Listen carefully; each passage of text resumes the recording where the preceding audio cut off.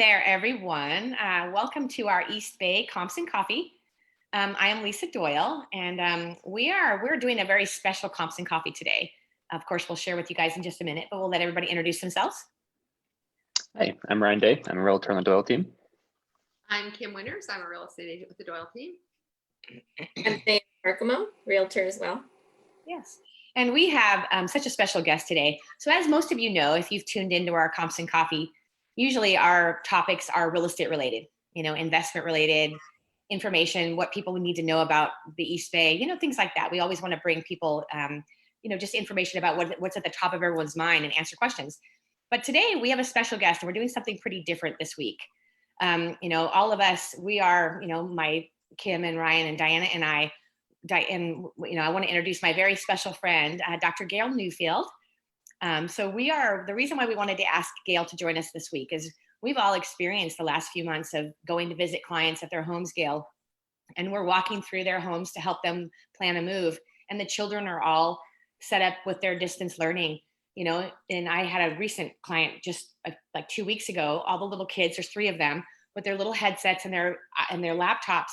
And every one of them was sitting at their computers crying, just crying. It's like with their heads in their arms and just, having a very hard time with what they've been having to go through this last 10 months. So we are so grateful that you're here, and we wanted to bring you, have you join us to help answer some of the questions about maybe what can parents do, what can teachers do, what can students do to get through this better, So thank you so much for joining us. Well, thank you for having me. I'm hoping we can have a lovely conversation about some ways to help, some tools for families to struggle through this together, but some things to learn to help improve the quality of lives. Yeah, kids are isolated. They're lonely. We've had personal experience in our family where young adult college students, high school students, depressed and just really struggling. So the first question that we had from a client of ours, Gail, and so we'll just jump right in, is what's the best way to allow the parents and kids just to better cope with the feelings of isolation and depression, and they're all having to be away from what matters to them, their friends, their activities, all the things that they love. How do they better cope with that? Well, there's a lot of things that we can do, but it starts with a structure, consistency, a routine that creates normalcy in our new chaos. Things that families can do to have a structured time is every morning have the kids get ready at the same time. Things like there are suggestions in the research that say not just to go to school in your bedroom, but literally move to a space physically that's set up for school. So there's structure, there's time. We try to help the kids engage and have a space that they know this is school, minimizes the distractions and the outside noises and the telephone if possible. And at the end of the day, or even during lunchtime, they take a break and they leave that room and they go to the kitchen and they have lunch and they go back to that room. It allows just a little bit of time, even if maybe to create that structure, you walk around the house and then you go to school, so that there's some structure and routine. But things that also help children are communicating with direct questions. If you've thought of it, so have they. You can ask children how they're thinking or feeling, not just a yes or no question. Is there something you need? Yes, no. What's going to help you get through the day? Are you feeling that you might want something to, like, oh, I just set it up. It was a yes or no question. Is there a particular snack that's going to help you stay alert, focused, and engaged? And I'll have that ready. So what might you want? Not a yes or no, because then you get the monosyllabic, I'm fine. Exactly. Yep. No, everything's fine. Yeah, every teenager. So asking, it's hard to ask an open-ended question and be really creative about it. But is there something in particular that I can do for you that's going to help you right now? Is there an example of something that's going to help you stay focused? Encourage kids to do their school during schoolwork. This is not my forte and specialty, but I think the district sets out time and guidelines. Kids are not supposed to have more than so much homework. Right. So if your child is taking too much time and it feels like a burden, reach out to the teacher. there's a huge plus for the structure of school. Ask the teacher what you can do at home to help facilitate this process. Communicate with the teacher, not during a class time, after class. Ask how you can support the teacher. Ask if the teacher needs supplies. Ask if the teacher has any recommendations. Let the teacher know if your child has special needs, Yeah. or if something special or unique has gone on in your home and the teacher needs to know. A surgery, a change in residence, a family member may come into the bubble and live with you. Communicating with the teacher is always helpful for the student in the day to get through the day. Avoid negative talk. If you're and you talk about it and your kids can hear you, they can pick up on it. Yeah. A last suggestion about this topic I would make is feel free to ask your kids what they need.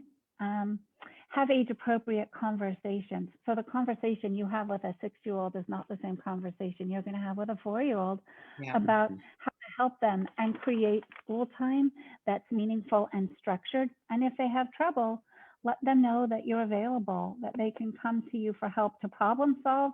Don't give them the answers, help them figure it out themselves.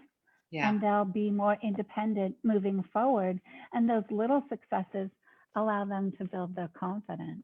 Well, and don't you think too, Gail, we were all having a discussion about this last week, and we all have kids except for Ryan,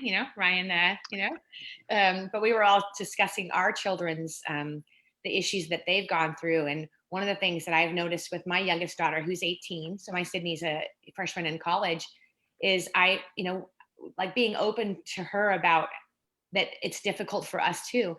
Be honest about how difficult it is for parents too. It's like, just expressing your feelings helps them to open up. I mean, what else do you guys, like, Kim and Diana, what else do you guys think that our kids are asking? Like, what could Gail, what advice could she give to help them, through that? Well, sorry about that. I want to know, like, I know so many of the kids, their activities, they're not able to do their normal and usual, which means so much to the kids. So be it their sports or certain friend situations that they're not able to have that connection. Like, what are some things, what do you suggest that the kids do to kind of build those connections? I know my daughter is 12 and she's been very, very blessed because her activity is a barn, she rides horses and is able to go there because it is outdoors. They do, in a sense, or distance, but not all the kids have the luxury of that. And so what do you suggest for people to kind of get their kids reconnected? Connection is the key. There's lots of ways to be connected, be creative, think outside the box. I actually recommend that child have at least one age-appropriate peer in their bubble. So for a family that has 3 kids, that means 3 additional families are going to be in your bubble so that each child has a safe place to go or talk to, and those kids can come to your house. So you also inadvertently create a parent social group with same age children for parents to have peers. What is my child's having nightmares? Does your kid, what do we talk about when we talk about germs and they fear these little germs coming after? So you have a peer group. If each child has a bubble, find a way that they can connect outside. So maybe they can go on a bike ride with their age peer, and then they have to be old enough to really remember to wear the mask. And if they stop to talk, they keep the mask on and they try to socially distance. I have allowed, my youngest is also a teenager. She goes to the mall, not to shop. They don't really even go in stores. They just hang out. She gets to see a peer and hang out with somebody and walk around. And if they buy food, they sit apart and they eat like a picnic. But it's personal contact, the same kind of contact you can't get. They're engaged. They have, 30 other kids in a classroom and a Zoom, not unlike this. So they see people, but they don't feel connected. So another possibility, a way to feel connected, is to give of yourself, do something. So if you as a family need an activity, maybe bake cookies or brownies, but then give them to a friend or a neighbor.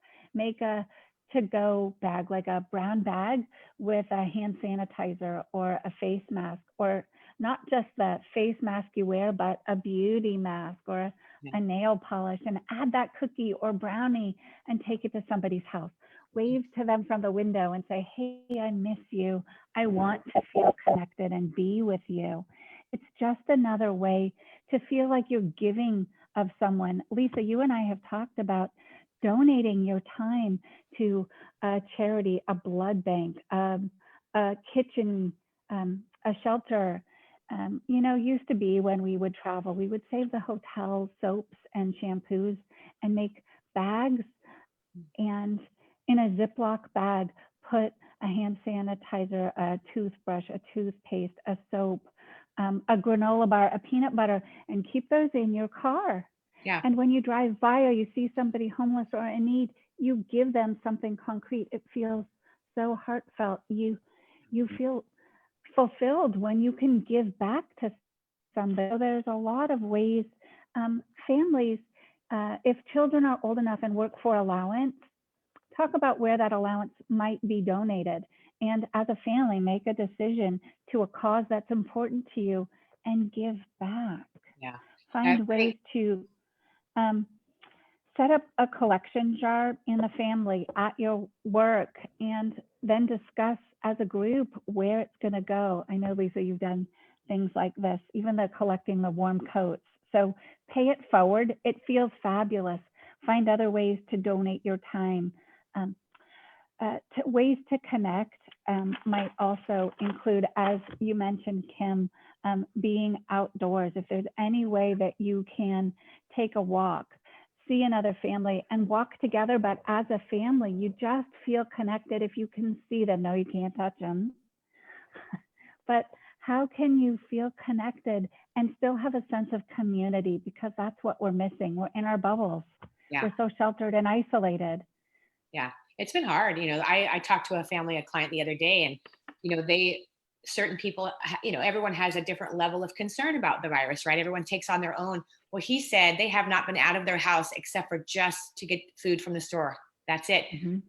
So that is just such an isolated, going for a hike where you're distancing, whatever. But I love your idea about contributing, Gail. It's like whenever we can give back, it does take our eye off our own sad or feeling of loneliness or whatever, and it gives you a way to contribute, makes you feel good. So I love that. Mm-hmm. And I got another one. I'm sorry, my daughter reminded me another way to feel connected, not just a furry friend, but write a letter. There's military, hospitals, senior citizens. St. Jude's is always accepting letters from kids for kids. Great way to feel connected and feel like you're doing something. There's so many organizations out there. I didn't mean to cut you off, but I wanted to add that was my kid came up with that. Mom, I've been writing to St. Jude's. I feel your stamps. I love her. And I know Diana, you had a question from a client. Yeah. So, for the younger kids, I have an 8-year-old son, and he's been having a hard time, staying focused on Zoom. Mm-hmm. So what are different ways to keep kids focused when they're on their Zoom? I know with he's in 3rd grade.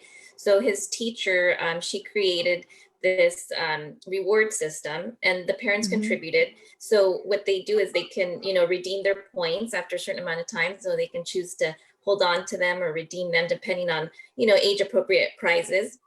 But it gets them excited, but they do have to, be focused on their Zoom. They got to log in on time. So there's certain things that they have to do to be able to get those points.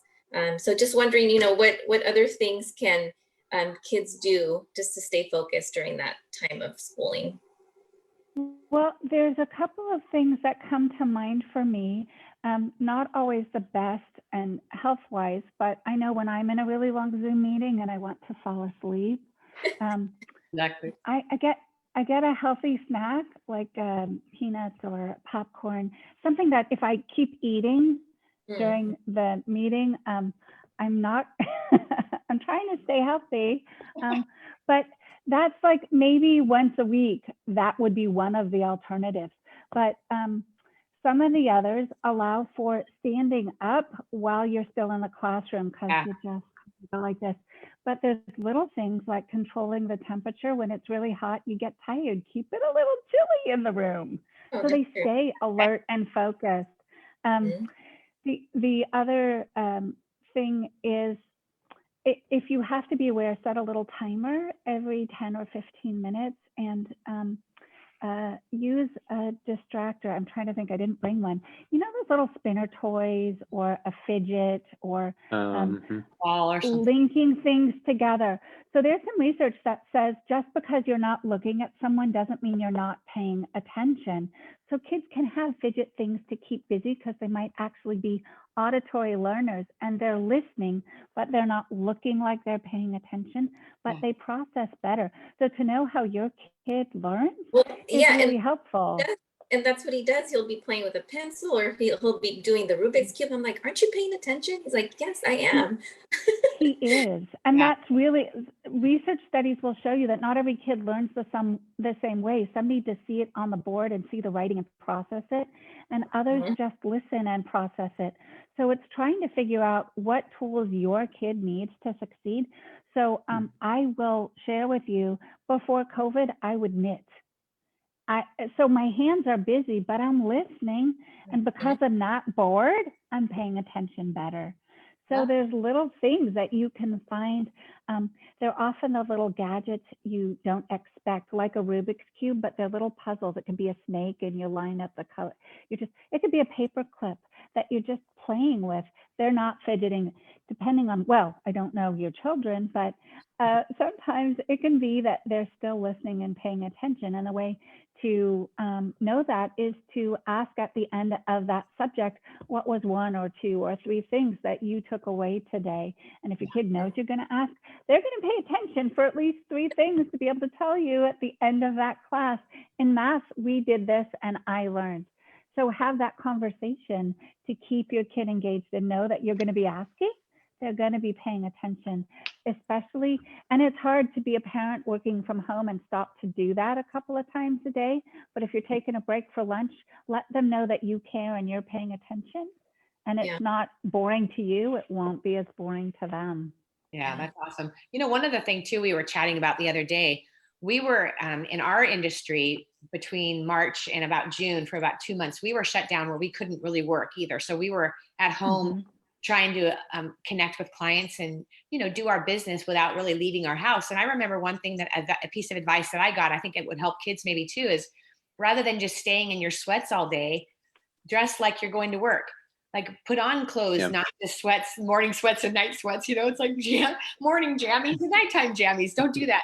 So put on work clothes. So the kids could do the same thing. Put on their school, like what they might wear to school, rather than just hanging out in their sweats. It might make them feel like they're more engaged, you know?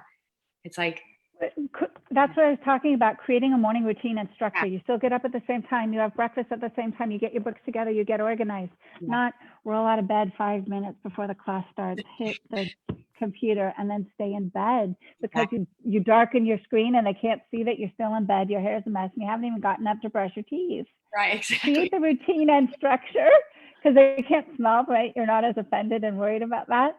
Create a routine and structure, particularly for small children, because that's going to help separate home from school. And you do the same routine during the day. You know, getting good sleep at night is another part of this, that they have a routine when they go to bed. I'll admit, you know, I put on my jammies, I brush my teeth, I might pick out my clothes for the next day. So there's a routine that I go through that tells my body that I'm ready for bed. That includes little things like not watching violent TV. I actually don't watch the news before I go to bed. I watch it in the morning when I might be working out. I minimize caffeine, chocolate, sugar, things that are stimulating. Set the room and the environment low and quiet so that there's reading time. It's fabulous. Actually, a book, not a screen. Help kids create a nighttime routine and a morning routine, and that helps keep structure, consistency, the routine that helps them know, okay, school's over, can I have 15 minutes? Just go run around outside, scream, blow bubbles. make bubbles at home and then go blow bubbles. Lots of things that you can do. My teenager still loves bubbles, gotta tell you. I know, that's awesome, Gail. Thank you so much. This is wonderful. Such great information. So Ryan, I know you had a client that had a question. So Yeah, they want to know, you talked about open-ended questions and keeping the questions and not with a yes or no answer, just make it easy. Are there any other types of ways to get children talking? yeah. Well, you have to keep it age appropriate. I think that's really important. And depending on the age of the kid, it can be play talk, like what would the doll say if this is a mommy doll talking to her daughter? What's important? What does the mommy need to know? What does the the child teddy bear want to tell mommy about how school was, how they're feeling? There's ways to talk about feeling. You could even, I should have brought them. There's little cards that have, emojis, smiley faces. They express how you feel. Ask your child to pick an emoji that expresses how they feel and then tell the story behind it. So there are ways to get kids talking about their feelings that they don't know how to identify. I feel like this picture. Well, is that angry, mad, sad, and why?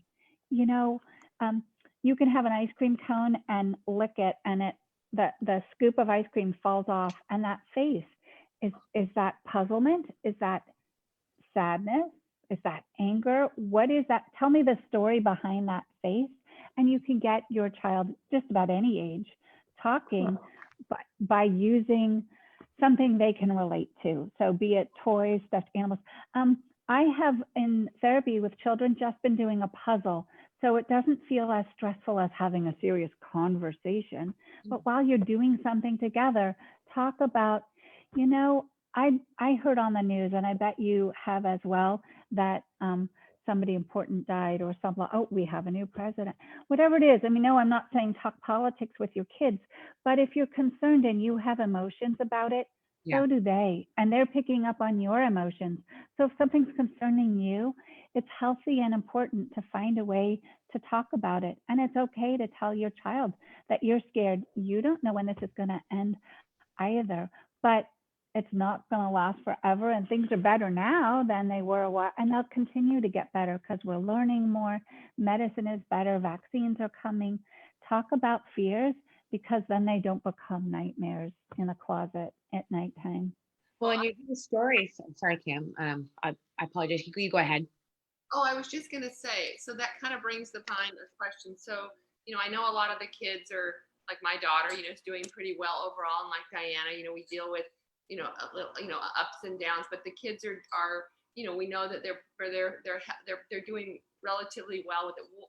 What would be some red flags that parents should watch for kids that really, that it's, if you have a kid in a young person in college or high school, it doesn't really matter. Like, what would be some red flags for kids that need more help? Like where you need to say, this is serious. Like there really are some depression or anxiety issues where I maybe need to get some outside help. Like what should parents look, or teachers and parents look for? Yeah, that's a big one. That's a great question. Thank you for asking.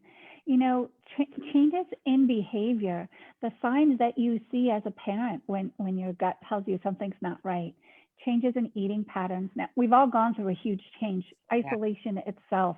So you have to take into consideration what's normal for the new normal, and then what feels different. You would look for changes in sleeping, eating, interest in activities. Like your daughter loves horseback riding. If she suddenly didn't want to go to the stables at all, and that's a safe place, then you might be concerned that they're withdrawing, that there's a change in mood that you can see. They might be expressing thoughts like, what's the point? With eye rolls. You see isolation, you see sadness. We're all sad. We all recognize that in yourself. But most importantly, Kim, I would say if you have to ask that question, then you probably need help outside of what you can do for your kid. Mental health is skyrocketing, the need right now. There's telehealth. There's a lot of resources available. And if we have time, I can list some, or if somebody wants to reach out. There's always professional organizations, county, state, local, that you can contact. First, and foremost is your own health insurance, if you have it, to find what's in network, because out of network can be very expensive. I'm happy to help people try to connect or use those resources that they have. Yeah. But if you're asking yourself the question, when do I need help? You probably do. Yeah. And now is the time. I think the stigma, because of COVID, is going away to seek mental health help. It's getting a little easier and it's becoming the norm. So where do you go from community health to outreach to friends and parents, social groups? The schools have resources, libraries have resources. You can just in the internet do a quick search and find local places to get more help and ask questions. But if you're saying, is my kid needing help now? Is this more than I can handle? And you've gone to your parents and your in-laws and your friends and your kids' parents, friends, then it's probably time to ask for professional help and let your child be assessed for safety issues, for risks. Don't be afraid to ask your child a hard question. My guess is, if you thought of it, so have they. You just make it safe to talk about. You make yourself part of the safety network. Say, I can ask my mom and tell my mom I'm feeling sad and I need to talk to someone about that. I don't like how this feels and I want more help. And if mommy doesn't know how to help me, mommy knows how to get me help. Right.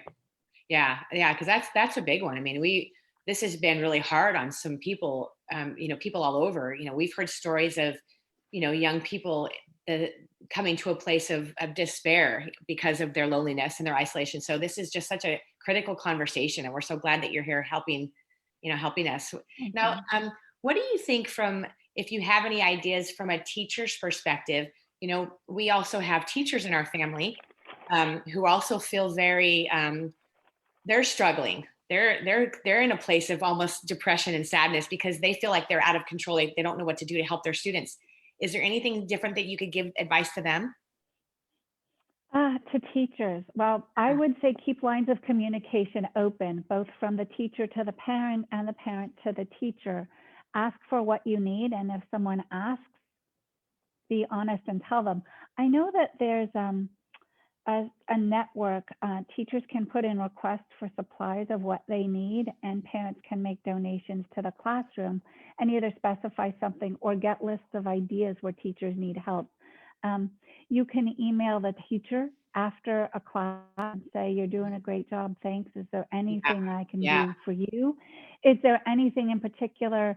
My daughter struggled with this particular topic on the homework. In my household, it's math. So do you have a list of math tutors? Are there high school kids willing to tutor younger kids?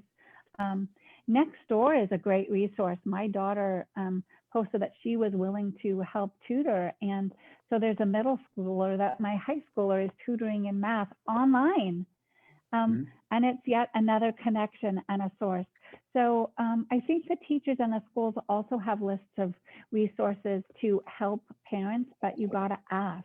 Yeah. If your child has a special need or how they learn best, make sure that you communicate that to your child. And again, if anything unusual or out of the ordinary happens in your home, any family stressor, make sure the teacher knows so that they can be sympathetic, understanding, adapt without going the formal IEP or even an accommodation. If your child needs a little more time to read and do homework, talk with a teacher, because my daughter wanted me to remind everybody, like if your child is doing more than 20 minutes of one topic of homework, that's probably too much.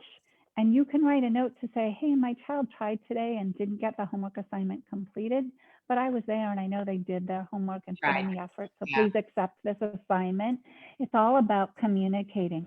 But for teachers to help them acknowledge that this is really hard, send them a little love, a care package, a gift, something personal. It used to be Starbucks cards. My kid would just go in with a $10 Starbucks card and it would make a teacher's day. What I was little thinking, things. I'm sorry to interrupt. I was thinking that the students could do, Kim, like you could talk to, is make like a little poster where they leave a message for the teacher, right? Thank you. We appreciate you. We're glad for you, whatever, just anything to give their teacher a little bit of love, students could. Great idea. And also, Gail, what do Love you this. think as far as a recommendation for teachers? One of our clients the other day was saying that their kids, the teacher divided them into groups of 3 so that they have like buddy time every week with just a couple kids.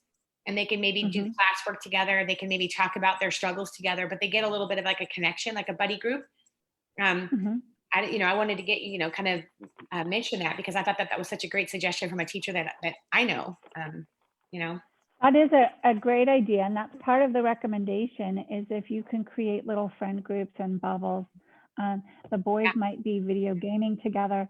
The rules, the American Pediatric Association used to say your kid can only have 1 to 2 hours of screen time depending on their age, and increasing the time as that's out the window because they're getting 6 hours of school screen time a day. Yeah. So when you say, oh, you get an hour to play a video game, but it takes 20 minutes to load up on you, like that's not an hour.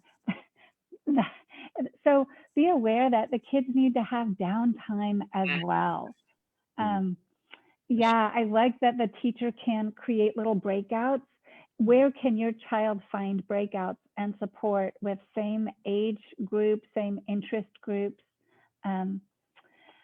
That's really important. I don't know how to elaborate on that. I think it's a great idea that the teacher's doing. Yeah, for sure. That's awesome. Yeah, this is great. So is anyone else have any other questions? You guys, anything that we'd want to pick Gail's brain about before we thank her and let her go? Yeah. Yeah. Answered all mine. Yeah, Yeah. so very informative. So great, Gail, and thank you so much. And then also let us know, maybe we can post to the families any resources, like Kim said.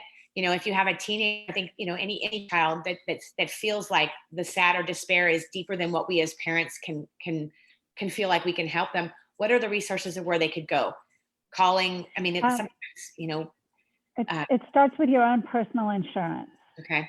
And see what's in your network and what's available to you as a resource, because I could give a list of resources, but it may not be available to you Right. and without significant cost. But there's professional organizations. For Contra Costa, there's a psychology association. So you could just look that up, Contra Costa Psychology Association. There's a great online resource help. It's www.betterhelp.com. I believe it's an online resource for telehealth, and it's on a sliding scale based on what you can afford to pay. Okay. It's an app, I think. It's good. There's Psychology Today. www.psychology today is another resource. Now, I'm a professional in an organization at the psychological level, meaning I have a PhD, but there's others at a master's level. There's other professional social work organizations, but I don't utilize those resources as often. But I also want to remind you and any other listeners is to take care of yourself as the parent, to find time to exercise, maintain friendships, stay connected, pursue your own hobbies, help your kids find hobbies, find time for spirituality, mindfulness, religion, meditation, practice self-care. Don't be so hard on yourself. We make mistakes. Acknowledge this is a hard time. Recognize your own emotions. Try to listen to others. Really listen. Practice gratitude. Try to keep healthy relationships. And if it's really hard for somebody else to respect COVID because their personal values are different, then you might have to limit contact for right now to keep it healthy. It's okay to be nervous. It's okay to acknowledge that and ask questions when you don't know. That's where you're going to get the best help. But stay connected to care and resources. Take care of yourself. Yeah, that's wonderful. No, I love that. And we did talk a little bit about meditation and teaching our young people, like you said, how to tune into gratitudes and do things that help them feel good, because that is such a big important for adults too. As the parents a lot of parents feel isolated too at home trying to work, and you've got your kids, and it's like how to manage all of it. Well, and if you're having headaches and trouble sleeping or feeling tired, if you're easily angered, as are your children, that's the time for an intervention for self-care, becoming aware of it and putting interventions in place. If the first one doesn't stick, try another one. Use your resources, use your friends, the parents of your kids, ask what they're doing, and stay connected. That's the hardest part of COVID. Yeah, exactly. And hopefully sooner than later, we all get through this and our kids get back to school, and boy, we get in, kind of put COVID behind us. But for now, this was such great, wonderful advice, Gail. So thank you so much for joining us. You are always, just a wonderful gift to all of us. So thank you. Thank you, Gail. For having me. Thank you. Lisa. Everyone. And if anyone has questions, Having us or here. if you're watching this and you need some resources, just let us know and we will do our best to help get those resources. So thank you. Thank All right, you. take care, everyone. See you soon. All right. Thank you. Bye. Bye.